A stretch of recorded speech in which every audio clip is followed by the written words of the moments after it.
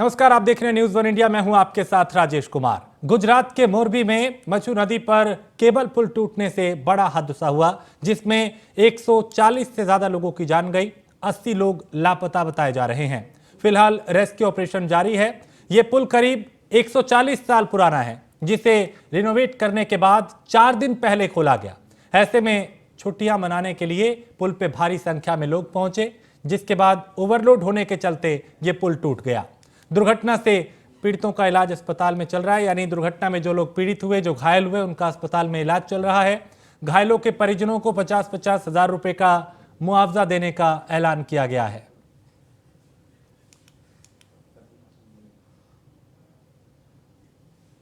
और गुजरात के मोरबी में हुए इस हादसे पर कल गुजरात जाएंगे प्रधानमंत्री नरेंद्र मोदी और पीड़ितों से मुलाकात करेंगे। प्रधानमंत्री नरेंद्र मोदी ने राहत और बचाव कार्य के निर्देश इससे पहले दिए थे,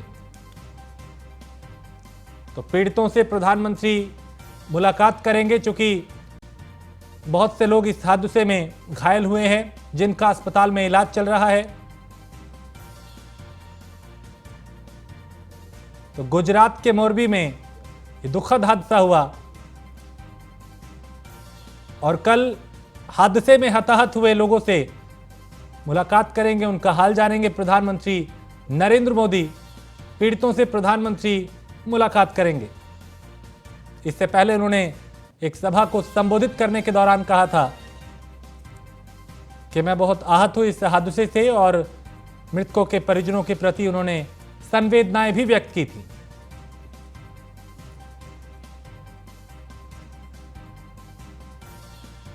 तो इस हादसे को लेकर प्रधानमंत्री नरेंद्र मोदी ने दुख व्यक्त किया था।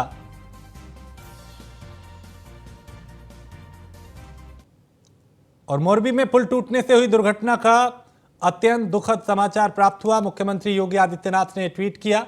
उन्होंने लिखा कि गुजरात के मोरबा में पुल टूटने से हुई दुर्घटना का अत्यंत दुखद समाचार प्राप्त हुआ। प्रभु श्री राम से प्रार्थना है कि सभी प्रभावितों की रक्षा करें।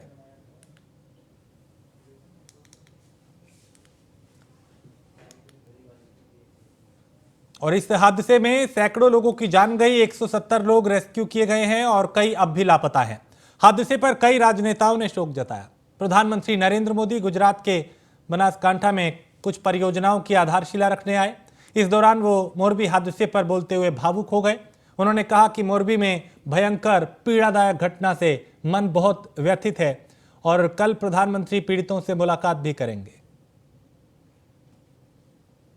मोरबी में आ भयंकर पीड़ादायक मन बहुत व्यथित हूं दुविधा तो क्या विकासना कामों छे, बनासकांठामां पाणीनुं महात्म्य केटलुं छे हुं जाणुं छुं। कार्यक्रम करूं के न करूं, परंतु आपनो प्रेम, आपना प्रत्येनो मारो सेवाभाव અને કર્તવ્યથી બંધાયેલા મારા સંસ્કાર એના કારણે મન મજબૂત કરીને તમારી વચ્ચે આવ્યો। થરાદ, બનાસકાંઠા અને આપણું આ ઉત્તર ગુજરાત એના માટે પાણી આના એક જ કાર્યક્રમમાં 8,000 करोड़। महाराष्ट्र के लातूर जिले के निलंगा में doctor Shivaji Rao Patil Nilangekar sugar factory आज शुरू की गई और इस मौके पर लातूर के पूर्व सांसद रूपाताई पाटिल और पूर्व मंत्री और विधायक भी मौजूद रहे। इसके अलावा कई दिग्गज यहां पे मौजूद थे।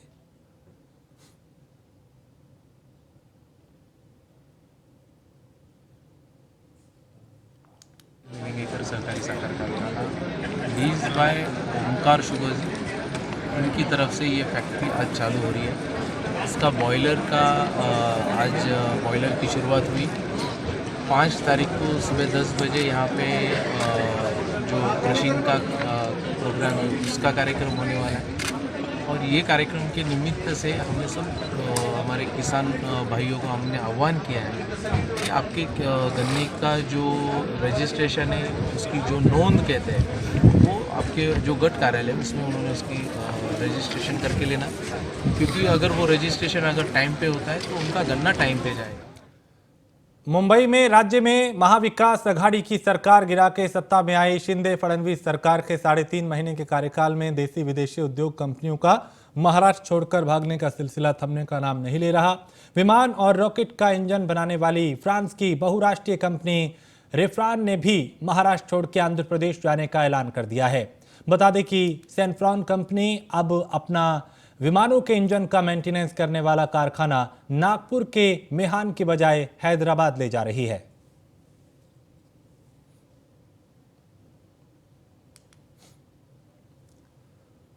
महाराष्ट्र के जालना में बड़े ही हर्षोल्लास के साथ छठ पर्व मनाया गया। 3 दिन तक चलने वाले इस पर्व में बड़ी संख्या में लोग पहुंचे और वहीं मोती तालाब घाट पे श्रद्धालुओं की भारी भीड़ देखने को मिली। इस मौके पे केंद्रीय रेल राज्य मंत्री राव साहेब दानवे ने सभी को छठ महापर्व की शुभकामनाएं दी।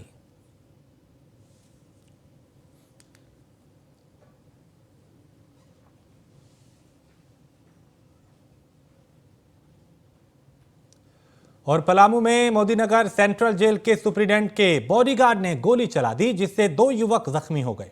इनमें एक युवक की गंभीर हालत को देखते हुए रांची रिम्स रेफर कर दिया गया। गढ़वा जिले में गोली लगने से एक स्कूल संचालक भी जख्मी हो गए। उनका इलाज भी अस्पताल में चल रहा है।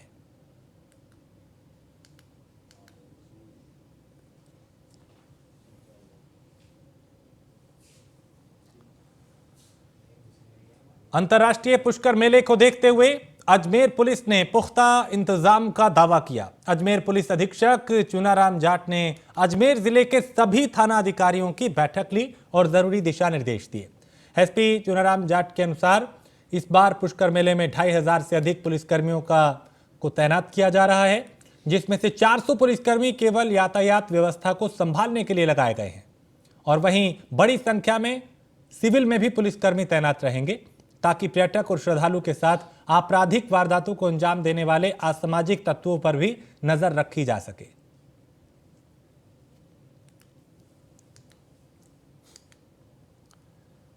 बिहार के किशनगंज में महापर्व छठ का उगते सूर्य को अर्घ देने के साथ ही समापन हो गया। बता दें कि जिले में 200 से ज्यादा छठ घाटों की संख्या थी और जिला प्रशासन ने भी सुरक्षा व्यवस्था के पुख्ता इंतजाम किए थे।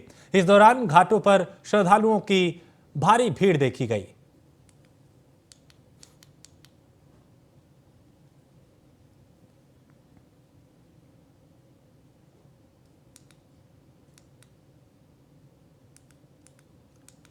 तो लोक आस्था का महापर्व छठ पूजा का आज उदयमान सूर्य को अर्घ देने के बाद समापन हो गया। सुपौल में भी छठ पूजा काफी हर्षोल्लास के साथ मनाई गई और व्रती मध्य रात्रि से ही नदी किनारे सूर्य उपासना करती नजर आई। बता दें कि छठ व्रती और श्रद्धालुओं ने बताया कि छठ पूजा काफी नियम के साथ मनाई जाती है और छठ पूजा को लेकर लोगों में काफी उत्साह देखा गया।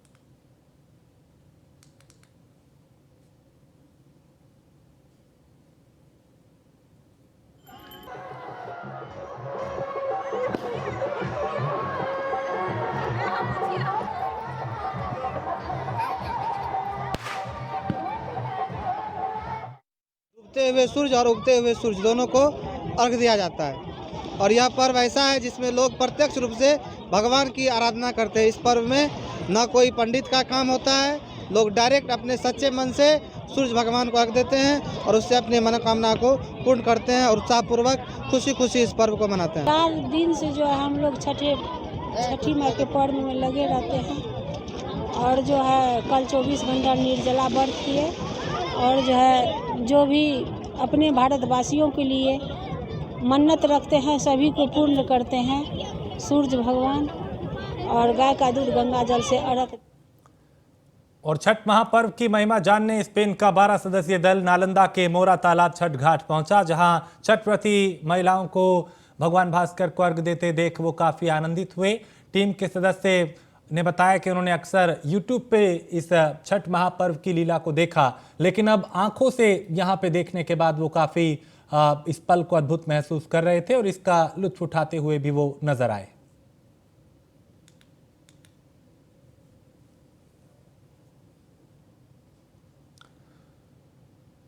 रोहतास जिले के चेनारी विधानसभा से विधायक और बिहार सरकार में पंचायती राज मंत्री मुरारी प्रसाद गौतम ने लोक आस्था के महापर्व छठ को अपने पैतृक इकोनी गांव में मनाया। और मंत्री मुरारी प्रसाद गौतम ने कहा कि यह दिखावे का नहीं बल्कि आस्था का महापर्व है, इसलिए वो शुरू से ही अपने पैतृक गांव में ही इस महापर्व को मनाते आए।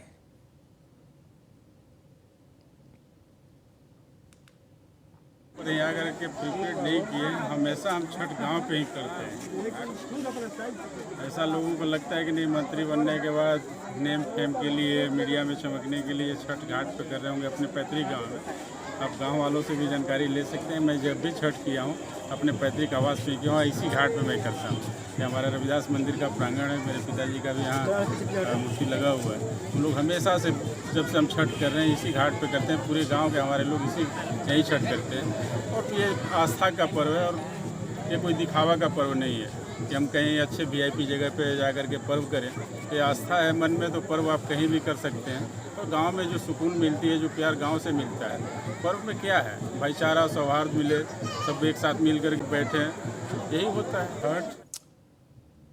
और बिहार कटिहार में छठ पर्व के तीसरे दिन डूबते सूरज को अर्घ दिया गया। एडीएम कटिहार भी पूरे परिवार के साथ छठ घाट पहुंचे। जिला प्रशासन और स्थानीय मुखिया ज्ञानचंद मंडल ने छठ व्रतियों के लिए बेहतरीन तरीके से इंतजाम यहां पे किए थे। साथ ही साथ सुरक्षा व्यवस्था के पुख्ता इंतजाम किए गए। यहां उगते और डूबते सूर्य को अर्घ दिया गया, यानी एक दिन पहले डूबते सूर्य को अर्घ दिया गया और आज सुबह उगते सूर्य को अर्घ दिया गया। यहाँ के स्थानीय मुखिया और स्थानीय प्रशासन के द्वारा जो व्यवस्था की गई है वो बिल्कुल संतोषप्रद है। मैं तो संतुष्ट हूँ इससे, क्योंकि यहाँ पे सफाई भी मुकल्लम किया गया है और उसके बाद रात की जो सवेरे का अर्घ है उसके लिए विद्युत आदि की व्यवस्था की गई है। और यहाँ पे जो आगे देख रहे हैं जो सीमेंटेड घाट बनाया गया है माननीय विधायिका के द्वारा, वहाँ पर भी अच्छी व्यवस्था की गई है श्रद्धालुओं के लिए। तो कुल मिलाकर के स्थानीय प्रशासन के द्वारा और यहाँ के लोकल ग्राम पंचायत के मुखिया के द्वारा जो व्यवस्था की गई है वो बिल्कुल ही संतोषप्रद है। और आपाती की स्थिति से निपटने के लिए हम लोगों ने थाना में 2 प्रशिक्षित गोताखोर को रखा है और हम लोग बराबर हिदायत दे रहे हैं घूम कर घाट पर कि कोई अनावश्यक रूप से गड्ढे पानी में ना जाए। छठ व्रतियों के लिए हम लोग जो है कि आज 3-4 रोज से बैरिकेटिंग वगैरह का काम, उसके बाद लाइट का काम करने का काम करवाए हैं। क्योंकि थोड़ा इस बार लास्ट में जो पानी बढ़ने के कारण थोड़ा परेशानी हो रहा है छठ व्रतियों को कि पानी बढ़ जाने के कारण जो है कि आपका पानी का लेवल थोड़ा ऊपर है। इसलिए हम लोग जो है कि बैरिकेटिंग का काम करवाने का काम किया ताकि कोई तरह का छठ व्रतियों को दिक्कत नहीं हो। यहाँ खासियत है, यहाँ पानी साफ मिलता है और यहाँ घाट भी साफ है और स्वच्छ है। पानी यहाँ का है, यहाँ दिक्कत नहीं है, आराम से लोग आते हैं। और से तो सभी घाट अच्छे हैं, सब जगह काम हुआ है। इस जगह DMP भी यहाँ अच्छा है, बहुत अच्छा है, बहुत अच्छा है। यहाँ पे बहुत अच्छा व्यवस्था किया गया है। जैसे कि इस बार पानी का बढ़ोतरी हो गया था तो चारों बगल बैरिकेटिंग भी किया गया है और पानी के मद्देनजर रखे हुए बैरिकेटिंग भी किया गया है। प्रशासनिक तौर पे भी काफ़ी सचेत है प्रशासन यहाँ पे ताकि किसी प्रकार की कोई घटना नहीं घटे, कोई दिक्कत ना हो। रोहतास के चेनारी में विदेश महिला कैटरीना बार्सिलोना छठ का महापर्व देखने पहुंची और इटली की रहने वाली कैटरीना ऑनलाइन भारतीय भाषा सीख रही है। इसी क्रम में उन्होंने भारतीय भाषा के जानकार ब्रिजेश विश्वकर्मा से छठ पूजा को देखने की इच्छा जाहिर की, जिसके बाद वो इटली से चेनारी पहुंची। साथ ही महिला ने बताया कि बिहार का छठ देखकर उन्हें काफ़ी अच्छा लग रहा है। वो इटली से अपने दोस्त के यहाँ छठ व्रत देखने पहुंची हैं और अपने अनुभव को सबसे शेयर भी कर रही हैं।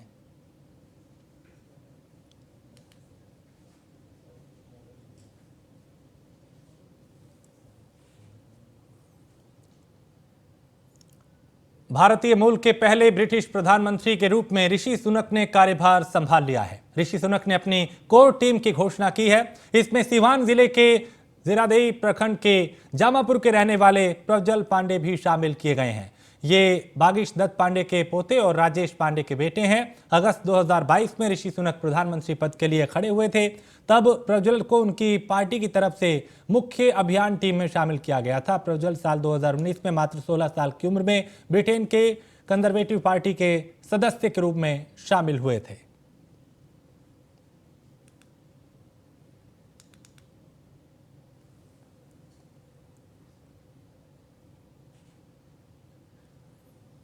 पूरा फैमिली का खुशी मिला हुआ है।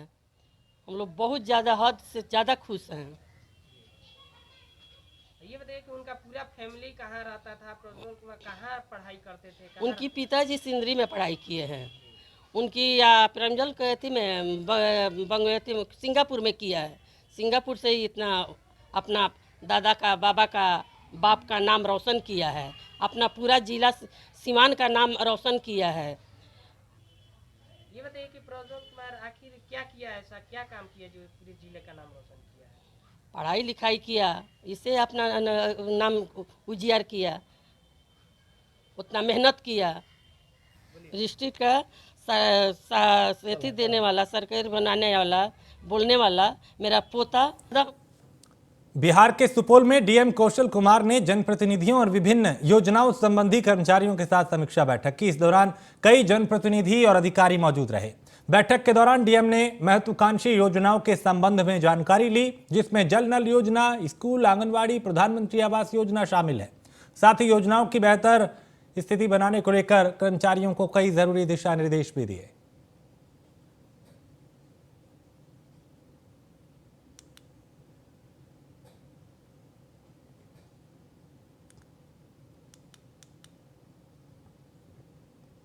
तो योजनाओं की बेहतर स्थिति को लेकर कर्मचारियों को जरूरी दिशा निर्देश भी दिए गए और डीएम कौशल कुमार ने समीक्षा बैठक की। पंजाबी सिंगर सिद्धू मूसेवाला की हत्या के मामले में राष्ट्रीय जांच एजेंसी ने पिछले दिनों अफसाना खान से पूछताछ की थी। अब इसे लेकर सिद्धू मूसेवाला के पिता बलकौर सिंह ने अपनी प्रतिक्रिया दी है और उन्होंने कहा कि एनआईए अब उन लोगों को समन भेज रही है जो सिद्धू मूसेवाला के हक में खड़े हैं। बलकौर सिंह ने आगे कहा कि गैंगस्टर लॉरेंस बिश्नोई की बी गैंग चंडीगढ़ में बैठी है, उनसे पूछताछ नहीं की जा रही। उन्होंने कहा कि सिद्धू मूसेवाला का मोबाइल, पिस्टल और दूसरे सामान एनआईए के पास ही हैं, जैसे मर्जी चेक करें। बलकौर सिंह ने यह भी कहा कि सिद्धू मूसेवाला का गैंगस्टर से कोई रिश्ता नहीं है, लेकिन एजेंसियां उनका नाता जोड़ने पर तुली हैं।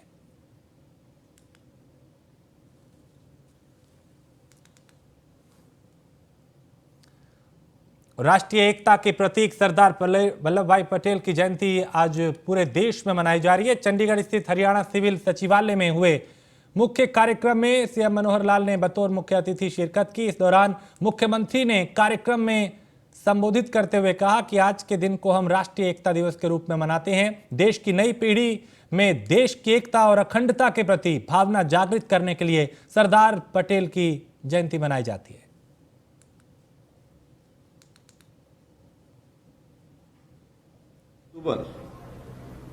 लौह पुरुष देश के पूर्व गृह मंत्री सरदार वल्लभ भाई पटेल जी के जन्म दिवस के रूप में हम इसको राष्ट्रीय एकता दिवस के रूप में कहते हैं, क्योंकि जैसा उनका कार्य, जैसी उनकी सोच, उसी प्रकार से इस दिन का नाम रखा गया है।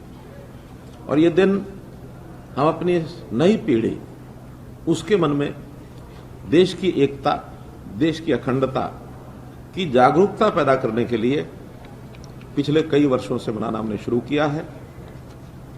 शायद मैं याद कर रहा हूं तो 2013 में राष्ट्रीय एकता दिवस की घोषणा की गई थी और उसी दिन सरदार वल्लभ भाई पटेल की एक बहुत बड़ी प्रतिमा, मूर्ति, स्टैच्यू ऑफ यूनिटी नाम से गुजरात में उस समय के तत्कालीन मुख्यमंत्री और आज के हमारे प्रधानमंत्री श्री नरेंद्र भाई मोदी जी ने उसकी नींव रखी थी और 5 वर्ष के बाद 31 अक्टूबर 2018 को उस स्टैच्यू का अनावरण किया था। ये वही लौह पुरुष सरदार वल्लभ भाई पटेल थे, देश की एकता अखंडता के लिए और देश में एक अच्छा स्वच्छ प्रशासन चलाने के लिए उनका योगदान, महत्वपूर्ण योगदान रहा है। दिन 31 और राजधानी के कई इलाकों में AQI 400 के पार पहुंच चुका है। दिल्ली में आज सुबह का AQI 372 दर्ज हुआ है। सबसे ज्यादा AQI 439 आनंद विहार में दर्ज हुआ। द्वारका में 424, वजीरपुर में 409, बवाना में 419 और इसी तरीके से अलग अलग इलाकों का जो IQ है वो अलग अलग दर्ज किया गया। यानी दिल्ली की जो आबो हवा है वो बेहद खराब हो चुकी है।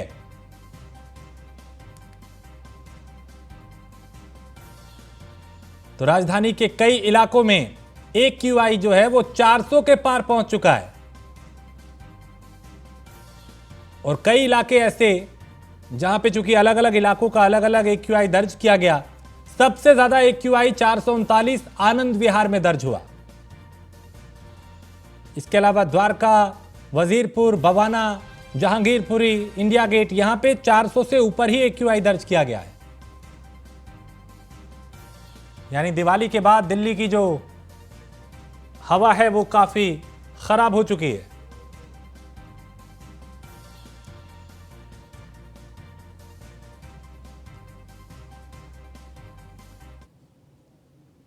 और एक अलीगढ़ से खबर है जहां पे एक सिलेंडर में ब्लास्ट हुआ है और अवैध रूप से चल रहा था गैस रिफिलिंग का काम। जहां टेम्पो में गैस रिफिलिंग के दौरान यह बड़ा हादसा हुआ और दुकान पे भारी मात्रा में खाली गैस सिलेंडर बरामद हुए हैं। दमकल की टीम ने आग पर काबू पाया है। छर्रा थाना इलाके के गांव भूटिया के ये घटना है जहां अलीगढ़ के पुड़िया गांव में अज्ञात कारणों से दुकान में भीषण आग लग गई। बताया जा रहा है कि यहां सिलेंडर में रिफिलिंग का काम होता था और उसी के चलते ये हादसा हुआ है। और ये तस्वीरें देख के समझा जा सकता है कि यहाँ पे कितने खाली सिलेंडर भी बरामद हुए हैं। एक बड़ा हादसा यहाँ पे हुआ। तो एक दुकान में गैस सिलेंडर में ब्लास्ट हुआ और अवैध रूप से यहाँ पे गैस रिफिलिंग का काम चल रहा था और टेम्पो में गैस रिफिलिंग के दौरान यह बड़ा हादसा हुआ। दुकान पे भारी मात्रा में खाली गैस सिलेंडर बरामद हुए हैं और दमकल की टीम ने इस आग पर काबू पाया। और जब अंदर दमकल विभाग की टीम पहुंची तो अंदर कई खाली सिलेंडर बरामद हुए।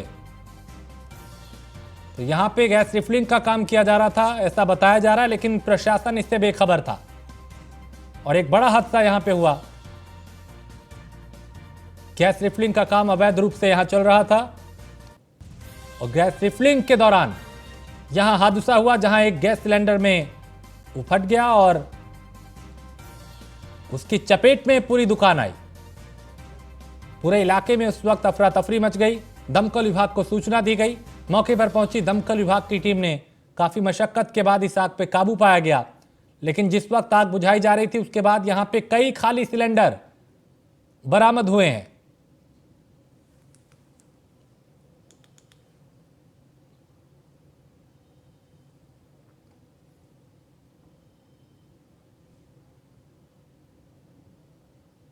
तो दुकान में रखे कई सिलेंडर में ब्लास्ट हुआ है ऐसा बताया जा रहा है। कई खाली सिलेंडर भी यहां से बरामद हुए हैं।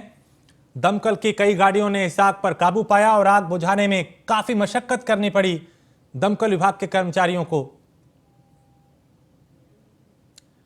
योगेंद्र हमारे संवाददाता इस पे ज्यादा जानकारी के साथ। योगेंद्र, तस्वीरें सामने हैं, आग लगी तो कई सिलेंडर जो हैं वो भी यहां से बरामद हुए। क्या यहां पे गैस रिफिलिंग का काम हो रहा था? ये हादसा कैसे हुआ? इस पूरे हादसे को लेकर क्या कुछ जानकारी?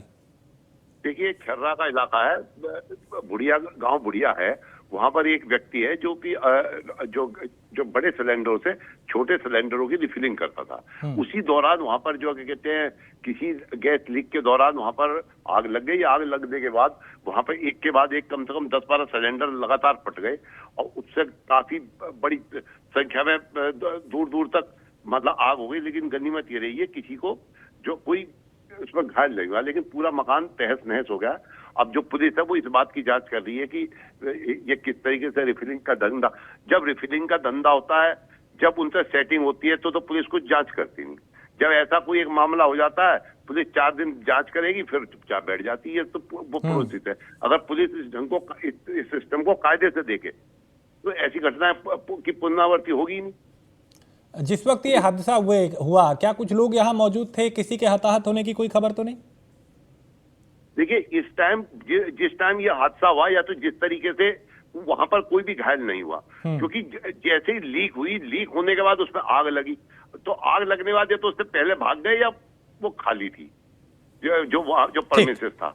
हाँ, चलिए, बहुत शुक्रिया योगेंद्र जानकारी के लिए। तो राहत की बात ये रही कि इस हादसे में कोई हताहत नहीं हुआ, लेकिन एक बड़ा हादसा हुआ जहां सिलेंडर में ब्लास्ट हुआ और काफ़ी मशक्कत दमकल कर्मियों को करनी पड़ी इस आग पे काबू पाने के लिए। बताया जा रहा है कि यहाँ पे अवैध रूप से गैस रिफिलिंग का काम चल रहा था।